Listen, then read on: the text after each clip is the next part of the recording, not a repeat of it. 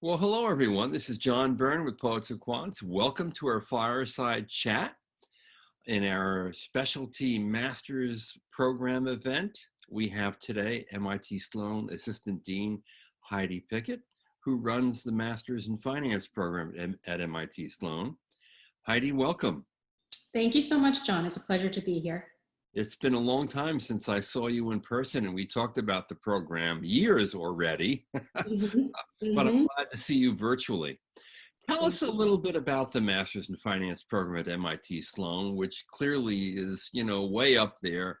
I mean, if you're Mhm. going to get a Master's in Finance, it's hard to think of a place that would be better to get it than MIT Sloan. Great. Thank you for that question. And we too believe that we are the place to be to study finance.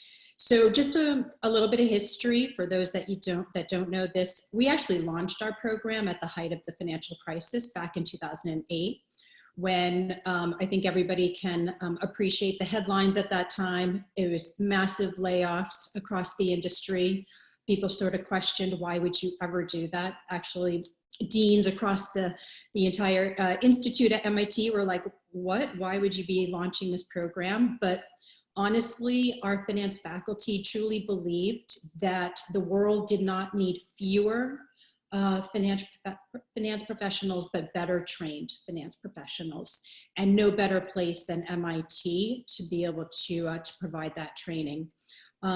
As you probably know, John, modern finance was invented at MIT. We take that claim and stand behind it. So there was really no better place to do that. And honestly, we felt like it was kind of given back to society as well by, launching this program, and with a mission of, generating and educating the future finance leaders and putting them out into the world to do great things. I But mean, in retrospect, there's probably no better time to launch it no, yeah. because that crisis was really caused by financial instruments that few people understood. Exactly. That's a great point. And that's a big part of our program is, we equip these eager, super smart finance professionals coming out of our program with really strong, powerful tools and techniques. But if you don't use them correctly, we know firsthand from the financial crisis that things can go wrong pretty quickly and really badly. So we really try to, part of our curriculum is teaching the social responsibility for the use of these tools and the power that they have, knowing these finance skills and how to put them to good use. So I think, our program has changed quite a bit since I think we talked. We are now officially an 18-month program. Students are able to apply to our 12-month and sort of fast track through the process, but we believe the 18-month, just allowing extra time for students to be at MIT, just given the tremendous amount of opportunity that they have and the flexibility to take courses, not just in finance, but across all of MIT, which is, I think, a differentiator that we are able to offer. With the 18-month program, though, our students can take part in an internship, which is extremely beneficial, and our employers love the fact that they're able to bring our students into their organizations and really see firsthand how they're able to use those finance skills. We have added some concentration. So we are a Master of Finance program, which gives a lot of scope and flexibility for our students.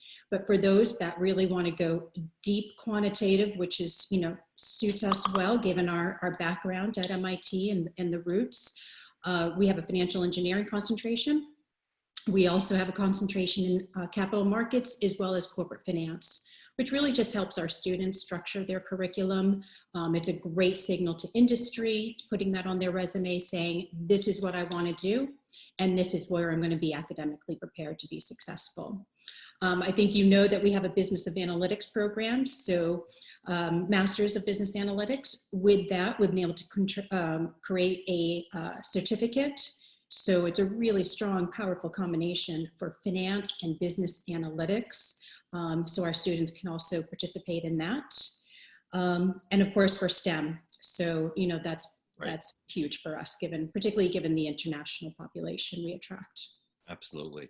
What kind of level of demand have you seen for your master's in finance? Really strong. Our applications increased last year for our incoming class.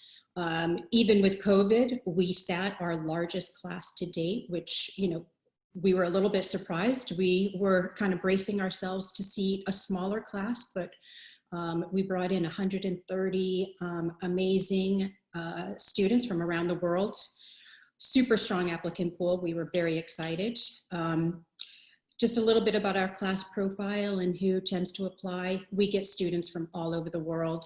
We tend to have about 30 different countries represented in our class every year. So it's very diverse and dynamic in terms of, the perspectives and the discussions that take place amongst our students and in the classrooms.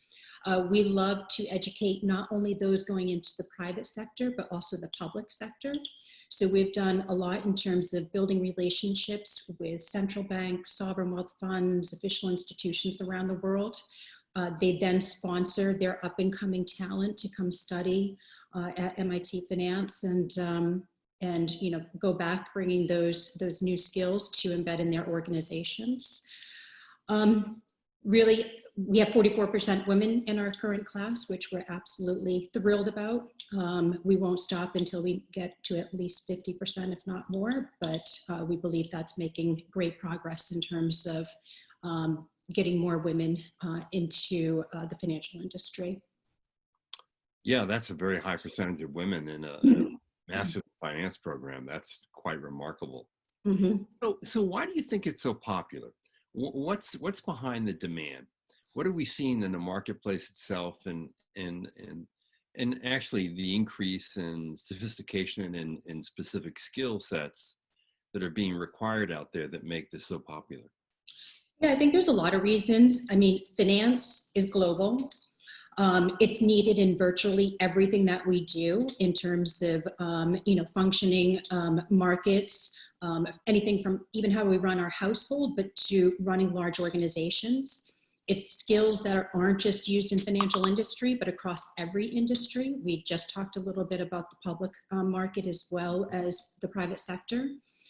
There's a lot of innovation happening, whether it's finance as an enabler for innovation or finance itself being the innovation. And I think what's really interesting is how do we use finance to solve world problems, which is really near and dear to MIT. Maybe give you a couple examples. If you're familiar with Professor Andrew Lowe's work, who is one of our finance faculty, and looking at finance and building new funding models that can really advance drug development so that we can cure, life-threatening diseases like cancer, maybe even COVID it could be used for. Think about aging populations around the world and not enough funds for post-retirement. So Nobel laureate Bob Merton, who also teaches our Master Finance students, he's doing a lot of work around retirement finance with new types of instruments that can, solve this problem for governments around the world. So there's just, and those are some of the do-good, but, fintech, it's super popular with some of our students. With cryptocurrencies and how is that going to play out in the economies around the world. There's just unlimited opportunities when you have a finance degree and those skills. And many of our students go the traditional career path, and that's great. We love that. They're needed. But then there are those that, want to do something that may have a little bit more impact, if you will, on the world as a whole and solving world problems. Right. Do you think the Masters in Finance will ultimately cannibalize the MBA market? Not our program. I don't think so. We specifically went with an early career master's program. We have our flagship MBA that you know very well, very successful. We did not want to cannibalize.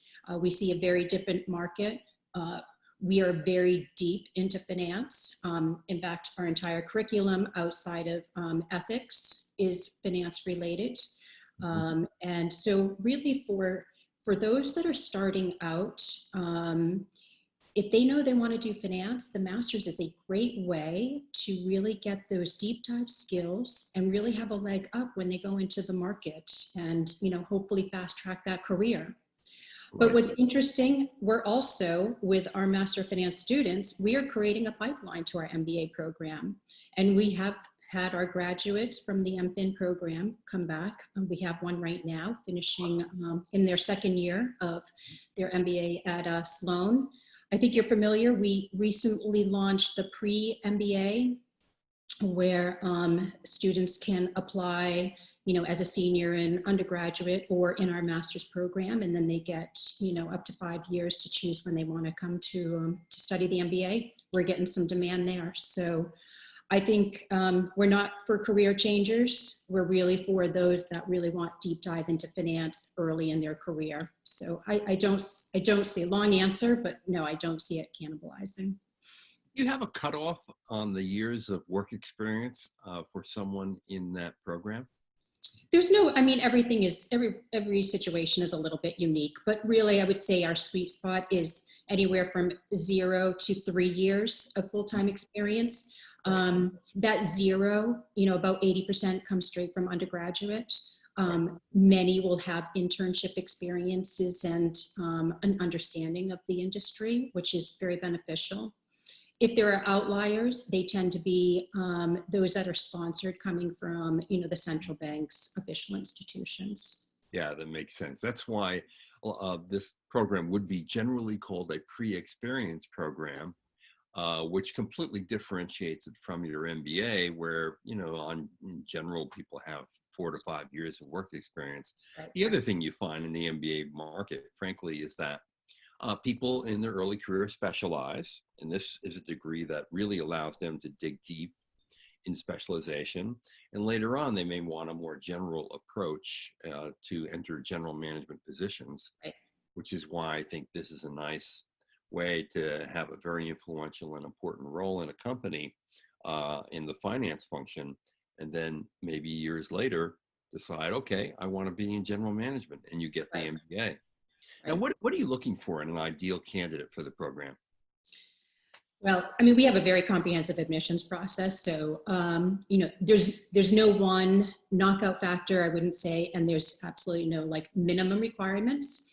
Of course, I think all our applicants, they're going to give us the best GPAs. They're going to give us the best GMAT, GRE scores. And so that's sort of a given. What we're looking for is passion for finance. Why do you want to pursue this? You're going to go deep dive into finance. You better really want to do this. What do you plan on doing after you graduate? What are your aspirations? And you don't need to come in and say, I want to do X, Y, Z, but at least have an understanding and, make sure that, there's a realistic expectation, but it goes back to that passion.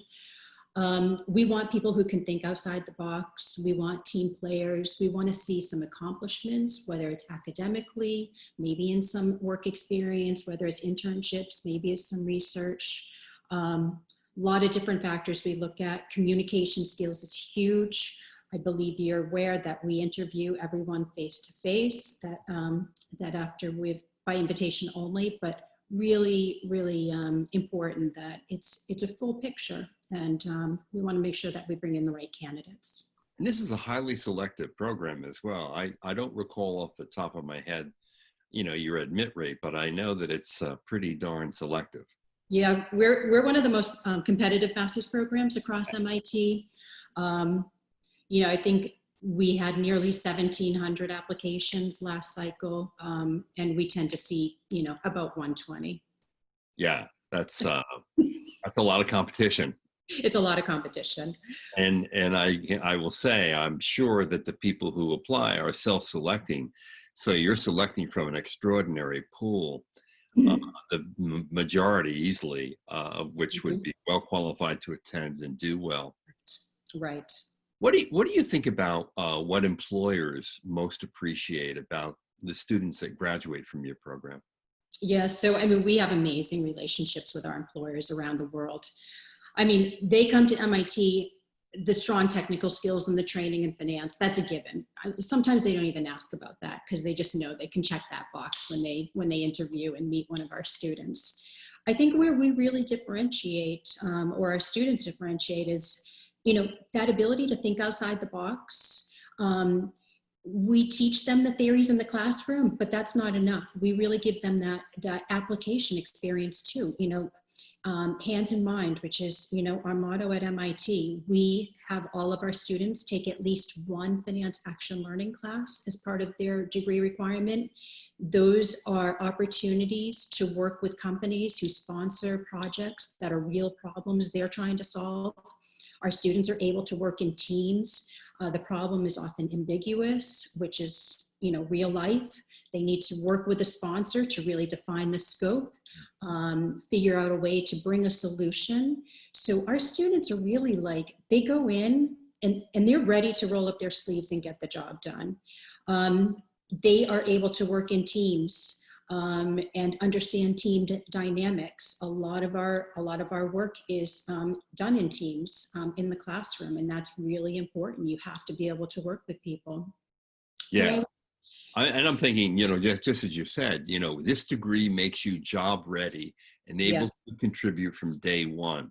You don't have to go into the program or rather an employer and go into a training program because everything you need, you get in this program. Right. I would say lastly too, I think where we really stand out, and our employers tell us this, even though we are a quantitative program, our students know how to communicate. They can communicate complex, financial techniques to, someone who may not have any background. And they also have the conviction to ask questions. And that goes really back to the financial crisis, where people were sitting in a room not understanding what was being done and not even knowing the questions to ask, or maybe being afraid to ask the questions. We don't want our students to be part of that discussion. We want them to be leading that discussion. Yeah, and I bet you that's an important part of your admissions criteria, looking for people who can communicate well. Because even though it's a quantity program, you're looking for left and right brain people. Absolutely. Yeah, our students, honestly, aren't looking for those jobs where you're sitting in a corner and coding all day and never talking to another human being. They have aspirations to be, front of the house, and and so the communication skills are going to be important, and I think they really stand out from that aspect. Now, I know during this COVID time, you're delivering the program in a hybrid format. It starts in the summer, and this summer you started virtually to get people oriented, and then went to a hybrid format. I'm wondering, though, how has COVID impacted the international dimension of the school? Because I know that in many MBA programs, international students had trouble getting student visas, and they were subject in some cases to travel restrictions. It made it difficult for them to come to the U.S. For their MBAs. How did it impact the Masters in Finance students? So, I can answer this a couple different ways. Obviously it's had a major impact. I feel extremely fortunate that technology is part of our name and our DNA. So we were, I think, a step ahead. Was it perfect last March 16th when we basically said we're going online fully? It wasn't perfect. There was a lot of learning, but wow, we had everybody on board across the Institute, and we've only been able to improve on that. Yeah, it's been challenging for some of our students for the reasons that you mentioned. A lot of the embassies were closed down for a long time, and then there were backlogs, and travel restrictions are still in play in some cases. I can tell you some pretty heroic stories of what students are doing, and it's not a direct point A to point B. They are some traveling like halfway around the world just to get to a location where they can then quarantine and get their appointment en route to MIT. So I would say, though, those that really want to be on campus and feel comfortable being on campus, and not everybody wants to be, and that's a reasonable decision. They're getting here one way or another. They're getting here, but it has not been easy, for sure. Yeah, I'm sure of that, and hopefully that will all end soon. And for those of you out there who are would-be applicants, I mean, we're certainly hopeful that by the time you matriculate in the program, this will all be just a bad memory. We hope that's true, John. One day at a time, but I certainly do. we hope it's true. So one really cool and interesting thing that's happened recently at MIT Sloan is your new MicroMasters program in finance.